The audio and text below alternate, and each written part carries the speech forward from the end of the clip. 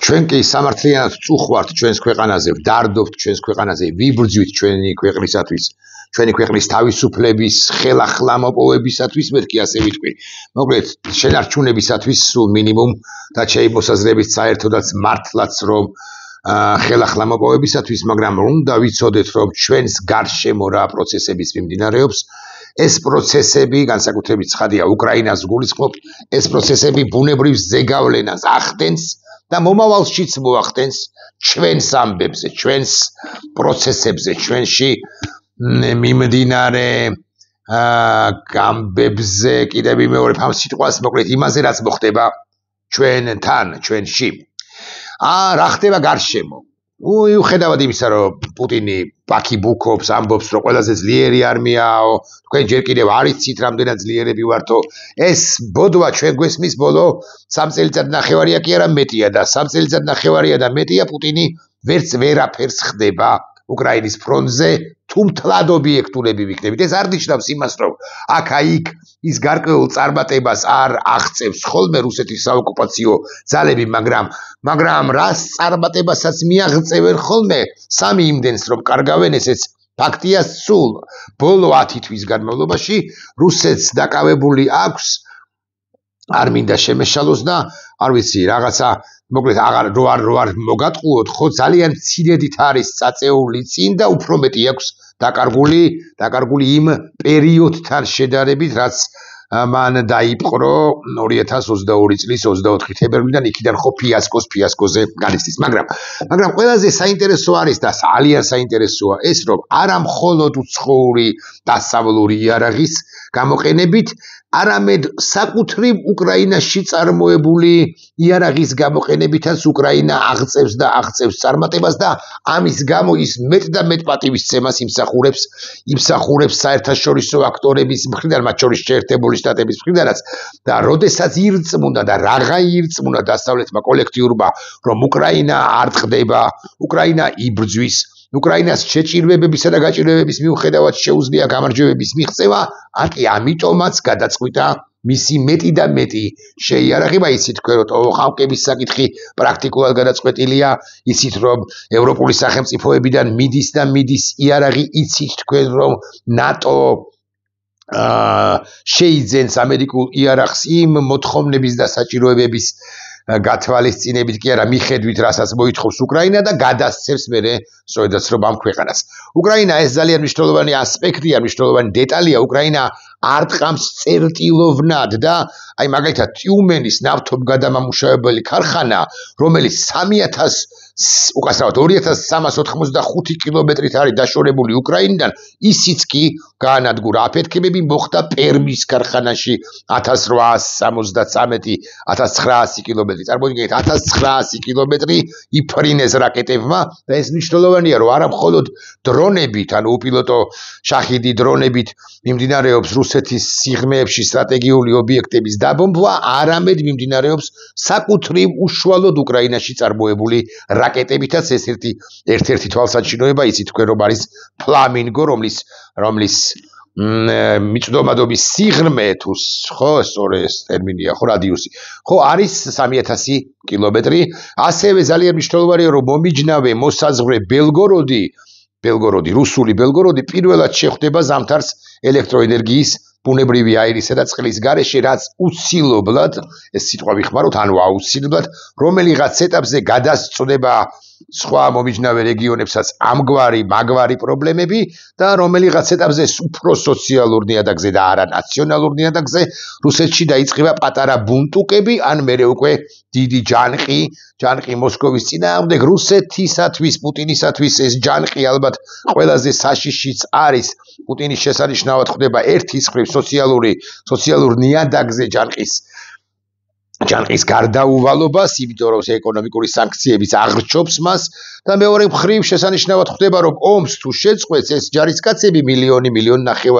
პრაქტიკულად 2 მილიონი ჯარისკაცი, არ ვიცი რამდენად პრიგოჟინივით, მაგრამ პრიგოჟინივზე წარმატებულიც კი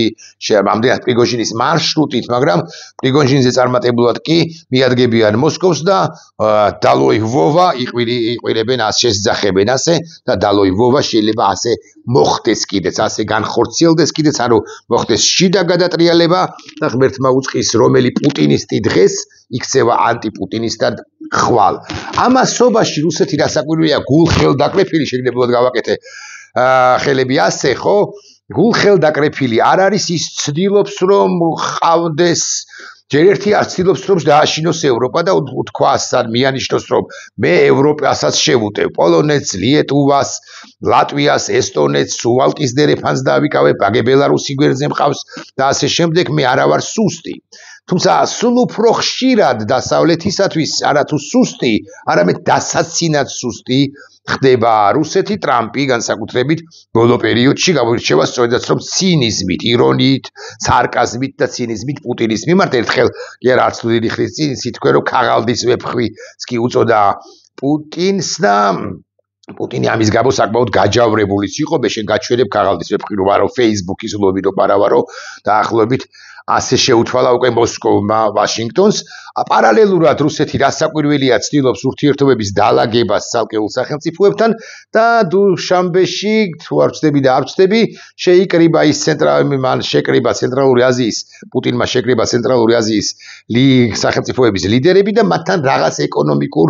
აღებმიცემობა ურთიერთობაზე გაამახვილა ყურადღება ტვირთების მიტანაზე, ჩატანაზე, შუა აზიურ ტვირთებზე, გაერთიანებაზე, რესურსების, როგორღაც დერეფნების განვითარებაზე და ასე შემდეგ. ეს მნიშვნელოვანი ასპექტია, იმიტომ რომ პუტინმა ყურადღება გაამახვილა ჩრდილოეთის სამხრეთის მარშრუტზე, რომელ სამხრეთზე ლაპარაკობს, ანუ იდეაში ირანისკენ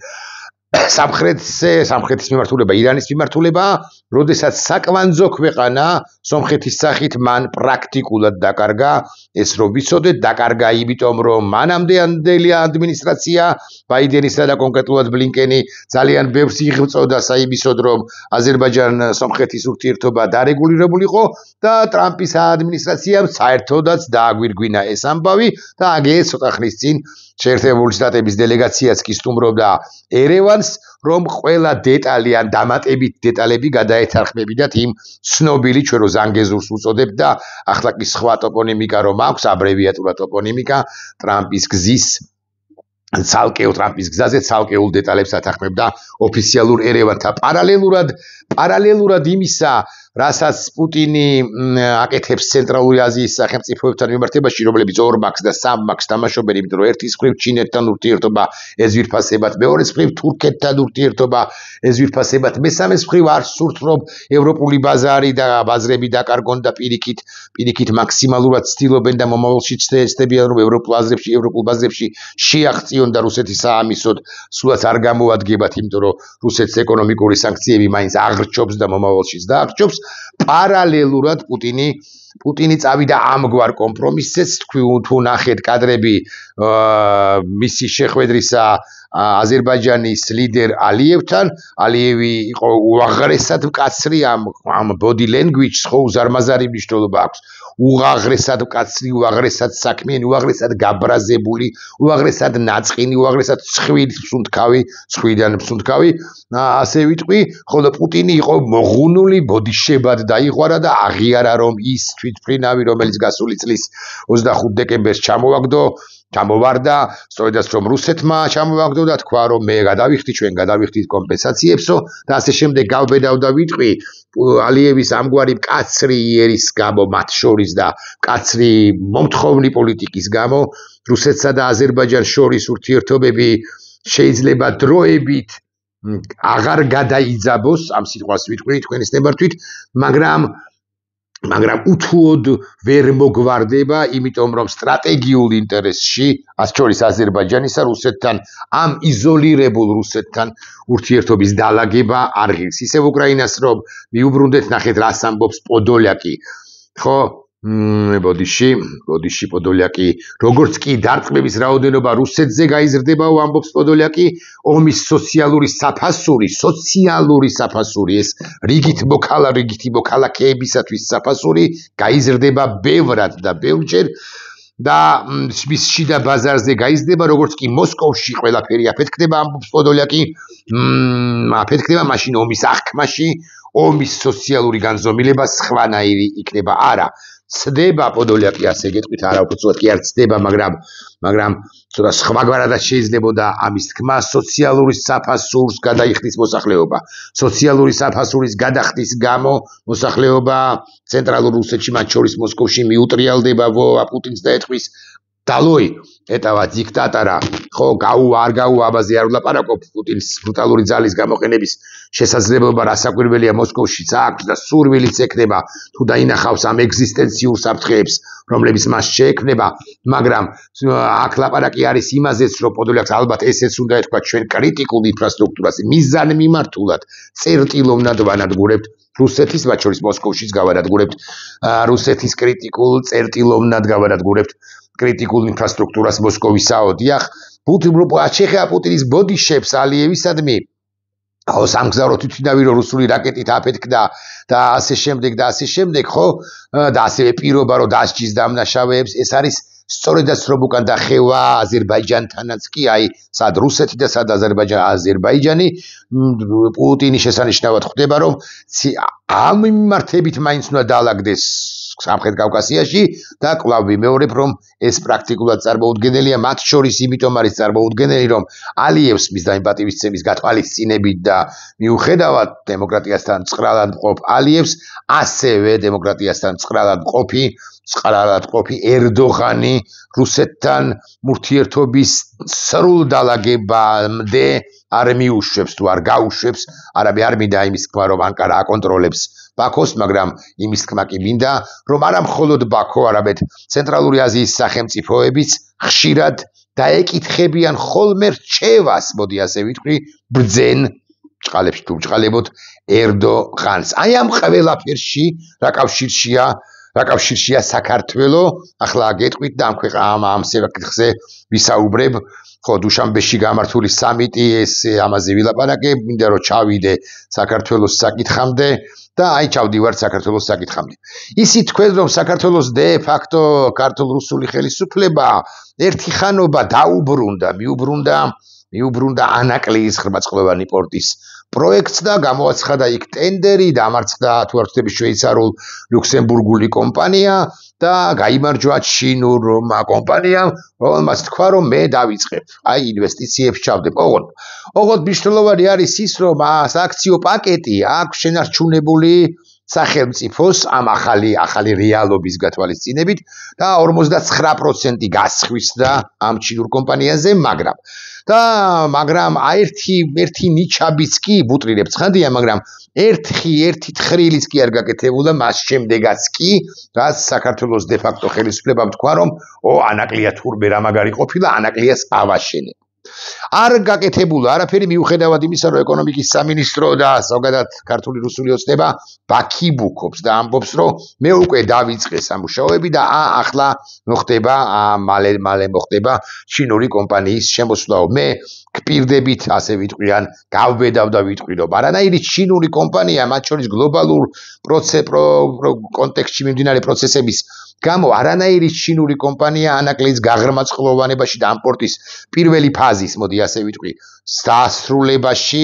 არანაირ მონაწილეობას არ მიიღებს. ანაკლია, როგორც ასეთი, ამ ხელისუფლების პირობებში და მით უმეტეს ამ ხელისუფლების პირობებში ჩინური ინვესტიციებით, ან ჩინური თანაინვესტიციებით უბრალოდ არ აშენდება, მიუხედავად იმისა, რომ ჩვენ ანაკლია, როგორც საზღვაო ინფრასტრუქტურა გვჭირდება სასიცოცხლოდ. ჩვენ გვჭირდება ანაკლია სასიცოცხლოდ, როგორც საზღვაო უზარმაზარი პორტი, იმიტომ რომ ბათუმის და ფოთის პორტები იმ ტვირთებს, რომლებიც იქნება ჩვენსკენ წამოსული, მათ შორის ცენტრალური აზიიდან და ჩინეთიდან და განსაკუთრებით ცხადია, ჩვენ ცენტრალური აზიიდან უბრალოდ ვერ აუდიან და მომავალშიც ვერ აუვლენ, რომ ვიცოდეთ მაინც. საერთოდ მე მგონია, რომ თუ ოდესმე საერთოდ რამეს მივუბრუნდებით ამ თვალსაზრისით, ჩვენ უნდა გავაკეთოთ და მე კი ჟურნალისტიკაცი ვარ, თითქოს ბევრი არაფერი ვიცი ამ ანაკლის პროექტი იგულისხმება და ფოთის გაღრმაწყლოვანება, კი არა ფოთის პროექტი და ასე შემდეგ, ოჩამჩირისაც, ასე შემდეგ და ასე შემდეგ, მაგრამ ის კი ვიცი და სმენია და კარგადაც საკმაოდ ნორმალურად ამაქვს შესწავლილი. ეს ამბავი რომ უმალს ჯობს რომ იყოს ერთიანი ინფრასტრუქტურა ოჩამჩირიდან სოხუმიდანაც კი, მაგრამ ოკეი, ოჩამჩირიდან ვიდრე ბათუმამდე, ბათუმი ჩემი მოსაზრებით საერთოდ უნდა გაუქმდეს როგორც სპორტი და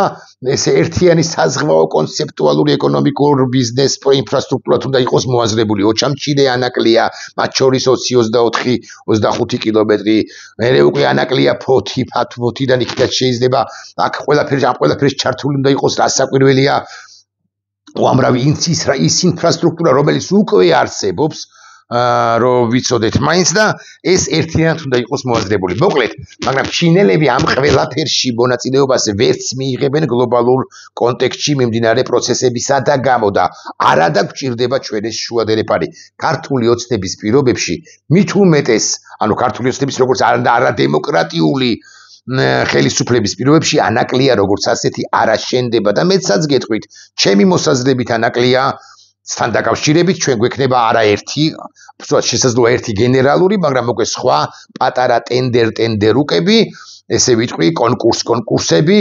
და ჩვენ ანაკლია უნდა ავაშენოთ რა საკვირველია დასავლური და პირველ ყოვლისა რა საკვირველია ამერიკული ფულით და თუ პოლიტიკური გადაწყვეტილება იქნება მიღებული ვაშინგტონში, შავი ზღვის რეგიონში, ამ ნაწილში შემოსვლის თაობაზე, ფული, როგორც ასეთი ანაკლისათვის რამდენი მილიარდიც დასჭირდება ანაკლიას, ეს ფული გაჩნდება სწორედაც რომ ამერიკული კომპანიების მხრიდან თუ მიერ და აქვე ვიტყვი, რომ რა საკვირველია არანაირ შემთხვევაში არ ვიცი როგორი წილადობრივი მონაწილეობით, მაგრამ არ უნდა იყოს უგულებელყოფილი არც ერთი ხასუსვამ აქამომდელი მეწილის წვლილი და წილი და მონაწილეობა, არ ვიცი როგორც რა პროცენტული მაჩვენებლებით. ეს არის ამერიკული კომპანიები, SSA მარინი, ეს არის კონტი ჯგუფი, რომელიც იმ თავითვე იყო გამარჯვებული. ეს არის თუნდაც TBC ჯგუფი, რომელსაც ალბათ უნდა შეუფსირდეს და ყველა შეუფსირდება, დაუბალანსდება, ასე ვიტყვი, წილობრივი მონაწილეობა. ეს არის ქართულ-უზბეკური კომპანია, ეს არის ქართულ-ბულგარული კომპანია, ეს არიან თურქები, ეს არიან ჰოლანდიელები, მოკლედ 1-6-7 თუ 8 მეწილი ყავდა მაინც ასე ვიტყვი კონსორციუმის ხაზარაძის დროინდელი კონსორციუმის სახით ანაკლის ღრმაწყლოვან პორტს და მე მომხრე ვარ იმისა რომ არც ერთი მათგანი არ უნდა იყოს დაჩაგრული, ოღონდ წილობრივ მონაწილეობაზე ცხადია არ ვილაპარაკებ, მათ ის ინვესტიციები რომლებიც მათ უკვე ჩადეს ანაკლის ღრმაწყლოვან პორტში უნდა შეინარჩუნონ ის წილობრივი თვალსაზრისით და თუ ახალი ინვესტიციების განხორციელების სურვილი ექნება ნებისმიერ მათ რომელიმე მათგანს ბუნებრივია, ოღონდ ეს ბუნებრივია უნდა განახორციელოთ. ოღონდ ეს ყველაფერი ვერ მოხდება ქართული ოცნების, ეს უნდა გაიგოს უკლებლივ ყველამ, ვინც არის ამ პორტის პროექტში ჩართული. ჩინელებმა არ უნდა ააშენონ, იმიტომ რომ ჩინეთი ყოველ შემთხვევაში ამერიკელების ნებართვის გარეშე, თუ გრებავთ ასე ვიტყვი. თუ ამერიკელები წინააღმდეგნი არიან, რომ ჩინელები იყვნენ შემოსულნი ანაკლის ღრმაწყლოვან პორტში, ჩინელები და ეს ამ პორტს განეხილავენ როგორც სტრატეგიულ სივრცეს, ამერიკელების ნებართვის გარეშე, ვერბალური ირიბი რაღაც კულისებში ნებართვის გარეშე, ჩინელები და რუსები ამ პორტში არ უნდა მონაწილეობდნენ. უბრალოდ რუსები არც ერთ შემთხვევაში არ უნდა მონაწილეობდნენ. ჩინელებთან დაკავშირებით ვაშინგტონის პასუხი უნდა გავიგოთ კიდევ ერთხელ, აკი 2018 წელს თუ არ ვცდები, პომპეოს აქვს ნათქვამი მაშინდელ სახელმწიფო მდივანს, რომ ჩინელები და ირანი, ჩინეთი და რუსეთი არ დავინახოთ ამ პორტშიო, თუმცა ბიზნეს ივანიშვილმა გააქანა და მაინც ხაზარაძისთვის წართმევის, გამორთმევის, თუ გრებავთ ასე ვიტყვი, შემდეგ სწორედაც რომ ჩინელებს მისცა და არა შვეიცარულ ლუქსემბურგულ კომპანიას ფორმალურად რა საკვირველია ჩინელებმა უკეთესი პირობები შემოგთავაზეს და შვეიცარიელები ოხრა ცუდები არიან. აქვე უნდა გავიხსენო ერთი კარგი კაცის ჩვენთან არ არის ამერიკულ ძალიან მნიშვნელოვანი პოინტია ეს, ხო? ჩვენთან არ არის ან ნაკლებად არის ამერიკული ინვესტიციები, რომ ვიცო, ნაკლებად კი არა, პრაქტიკულად არ არის. ამერიკული მოქმედი ინვესტიციები არ არის, ხო? ძალიან იშვიათად, აი, კანტიკუნტად და ისიც არა დიდ ბიზნესებში შეხვდები ხოლმე. ერთ-ერთი ჩვენი მასშტაბებით საკმაოდ მსხვილი ინვესტორი არის ტრამო, ამერიკული კომპანია, რომელმაც ბათუმში გააკეთა მულტიმოდალური არ მინდა შემეშალოს ტერმინალი და ხო, ეს არის Vandernet Express-ის investment group-თან ერთად. ეს Vandernet Express-ი არის ამ ანაკლის ერთ-ერთი მოწილე, ეგრა მაგის პასუხია ხაზარაძის კონსორციუმის დროინდელი და მისი ხელმძღვანელი არის მამუკა ბურჯიგნელი, კარგი კაცი, რომელმაც გააკეთა განცხადება BMG-თვის თუ არ ვწდები თუ მოგლეთ რაღაც ინტერვიუების მაღალი ალბათობით, საუბრობს სხვადასხვა თემაზე, მათ შორის შუა დერეფანზე. და შუა დერეფანზე აბსოლუტურად სწორი მესიჯები აქვს ბატონ ბურჯიგნელს, ეს უნდა დავუფასოთ, მაგრამ მე ესე დამატებით ვიტყვი, კიდევ ერთხელ გავამახვილებ ყურადღებას იმაზე, რომ ჩემი აზრით ყოველ შემთხვევაში შუა დერეფნის განვითარება გარდაუვლად აუცილებელი იმ პირობებით და იმის გათვალისწინებით, რომ ჩრდილო დერეფანი არ იარსებებს მომავალშიც. ანუ ეს ნოვოროსიისკი ტამანის მიმართულებით, პორტების მიმართულებით რუსეთზე გამავალი დერეფანი ვერ იარსებებს და არ იარსებებს სანქციების გათვალისწინებით. სამხრეთის დერეფანი გამავალი ჩრდილოეთ ირანზე ვერ არსებობს მისი ინფრასტრუქტურული პრობლემების გამო. ამიტომ შუა დერეფანის დანიშნულება არის უმნიშვნელოვანესი. ოღონდ მხოლოდ დემოკრატიულ საქართველოში. ოდენ შუა დერეფნის ქვეყანა საქართველო ვერ იქნება. და ასე უნდა თქვა, არც უნდა იყოს, ჩვენ ვართ ამაყნი იმით და უნდა ვამაყობდეთ იმით, რომ დემოკრატია არის ჩვენთან და აქედან გამომდინარე მათ შორის დაცულია ევროპული თუ დასავლური ზოგადად ინვესტიციები, მათ შორის ტრამოსიც, მათ შორის შუა დერეფანში მონაწილე სხვა სუბიექტებისაც, რომლებიც გაჩნდებიან, იმედი მაქვს, ოღონდ პოსტ-ქართული ოცნების პირობებში, ამიტომაც არის ქართული ოცნების მოშორება გარდაუვლად აუცილებელი, რომ ის სულ რო გვპირდებოდეს იმას, რომ შუა დერეფანს განავითარებს, ანაკლის სპორტს განავითარებს და ასე შემდეგ, არ შეასრულებს ამას, იმიტომ რომ ის თავად არის მოწყვლადი ან დაჩმორებული, დამონებული რუსეთის მიერ. იტყვის ორშაბათს რუსეთი, ოკეი, ააშენეთ ანაკლიაო და 4 შაბათს 2 დღეში იტყვის, რომ არავითარ შემთხვევაში არ ააშენებთ და ქართული ოცნება, რომელიც დამონებულია, ემონება მოსკოვს, სწორედ ამიტომ გააჩენებს უკვე 4 შაბათს თუ 5 შაბათს იმ ანაკლის სპორტს თუ ნებისმიერ სხვა კრიტიკულ და სახელმწიფოსთვის მნიშვნელოვანი ინფრასტრუქტურას. აქვე ბატონი მურჯიგნელი სწორს ამბობს და აღარ ვილაპარაკოთ ახლა მასზე, მაგრამ თქვათ ასე, რომ გარდაუვლად აუცილებელი რკინიგზის განვითარება და საგზაო ინფრასტრუქტურის განვითარება, რაც ეს უკანასკნელი კიდე რაღაცა დონეზე მიდის, მაგრამ რკინიგზის განვითარება არ ხდება ჩვენს ქვეყანაში არა და რკინიგზის განვითარების გარეშე, მით უმეტეს იმის გათვალისწინებით, რომ თურქეთი აღმოსავლეთის მიმართულებით საკუთარ ტერიტორიას გულისხმობს, ძალიან ანვითარებს სარკინიგზო ინფრასტრუქტურას და ასე შემდეგ, ხო, ჩვენი რკინიგზა უნდა იყოს მოდერნიზებული. ხა მე ამ მიმართებით ძალიან წირი ინფორმაცია მაქვს და ძალიან ზედაპირულ სიტყვებს წარმოვთქვა, ხო, მაგრამ მაინც უნდა იყოს ადაპტირებული ევროპულ ინფრასტრუქტურასთან, სარკინიგზო ინფრასტრუქტურასთან და უნდა იყოს რაღაც ადაპტირებული და მორგებული, ასე ვიტყვი, არ ვიცი აქ რაღაც ლიანდაგების, ლოკომოტივების თვალსაზრისით, შემადგენლობების თვალსაზრისით, ტვირთბრუნვის თვალსაზრისით, ტვირთგამტარიანობის თვალსაზრისით, იქ არის რაღაც რელიეფური პრობლემები და ასე შემდეგ, ესეც უნდა ვთქვა, ბევრ რამეზეა დამოკიდებული, ეს არის ჯაჭვური პროცესი, ვაკი ამასაც ამბობს მამუკა ბურჯიგნელი, იმიტომ რომ მზად უნდა იყოს იგივე აზერბაიჯანის რკინიგზა, აზერბაიჯანის რკინიგზა რასაკვირველია, მზად უნდა იყოს აზერბაიჯანის მიმღები პორტები, კასპიის ზღვაზე არსებული პორტები, მათ შორის აქტაუს პორტი, კავშირი აზერბაიჯანში პორტთან, მერე უკვე სარკინიგზო სახმელეთო გადმოზიდვები საქართველოს მიმართულებით, მერე უკვე მე მაინც ისე იმას ვიტყვი, რომ ერთიან სივრცეთ წარმოდგენილი ოჩამჩირე, ძნელი გასაკონტროლებელია, მაგრამ მაინც ანაკლია, ოკეი, ფოთი სულ მინიმუმ ეს ორი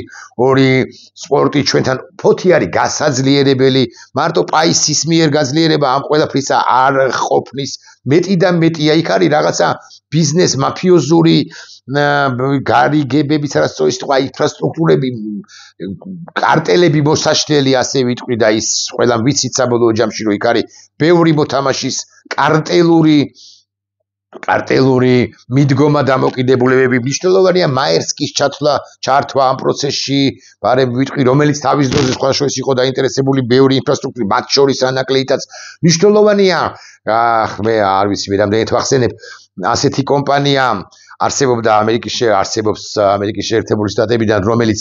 ანაკლიაში გამოთქვამდა ინვესტიციის განხორციელების სურვილს და ეს არის ცერბერუსის ხელახლა-მოწვევა, მაგრამ ეს ყველაფერი ვერ მოხდება ქართული ოცნების ხელისუფლების პირობებში, ეს რომ ვიცოდეთ კარგად, იმიტომ რომ ქართული ოცნება ჯერ ერთი მოწყვლადი და დამოკიდებულია რუსეთზე და ყოველ მესამე ოთხშაბათს გააჩერებს ყოველ მეორე ორშაბათს დაწყებულ პროექტს, ეს ბარემ ვიცოდეთ მოსკოვის კარდახის გათვალისწინებით და თავად არ არის დაინტერესებული აი ამ გლობალური პროექტებით, რომ ვიცოდეთ და ასევე ამერიკელების შემოსვლა ქართული ოცნების პირობებში, გარდაულად აუცილებელი შემოსვლა ქართული ოცნების პირობებში, ამერიკელებისა ქართული ოცნების პირობებში, უბრალოდ ოცნების პირობებში უბრალოდ ვერ მოხდება. ბათუმის პორტის გაფართოებაზე რა მოგახსენოთ? ბათუმის პორტი ჩემი ხვაწმენით საერთოდაც რო გასაუქმებელია, ოღონდ არ გულისხმობ ახლა მაინც და მაინც ამ მულტიმოდალურ ტერმინალს, რომლის ხელმძღვანელიც არის ბატონი მურჯიკნელი და ტრამოს ინვესტიცია არ მინდა შემეშალოს და როგორც მახსოვს რამდენიმე თვის წინ გავეცანი შეიძლება წელის წინაც კი მათი ტრამოს ინვესტიცია გულისხმობდა რაღაც 25 თუ 27 მილიონ დოლარს, მოკლედ დიდი ინვესტიციაა ჩვენ სინამდვილეში განაარა და პრაქტიკულად ერთადერთი ამერიკული ინვესტიცია ამერიკი მოქმედი და ესეთ აი დიდ მასშტაბებზე გასული იმდენად არა, თუმცა მასშტაბები არ აკლია, მზარდი ასე ვიტყვი და წარმატებული როგორც ბიზნეს პროექტი. ეს უნდა მეთქვა, ეს გარდაულად აუცილებელია, ოღონდ იცოდეთ, ყველა მიცოდეთ, ზედმიწევნით კარგად უნდა ვიცოდეთ. ბიძინა ივანიშვილისა და ქართული ოცნების ბანდის პირობებში ჩვენი შუა დერეფანი როგორც ასეთი ვერ განვითარდება, რაოდენ სამწუხაროც არ უნდა იყოს. მე ახლა წარმოვთქვამდი სიტყვას არც უნდა განვითარდეს, მეთქი არა, არ ვიქნები ასეთი უხეში მძიმე, მიუღებელი ხომ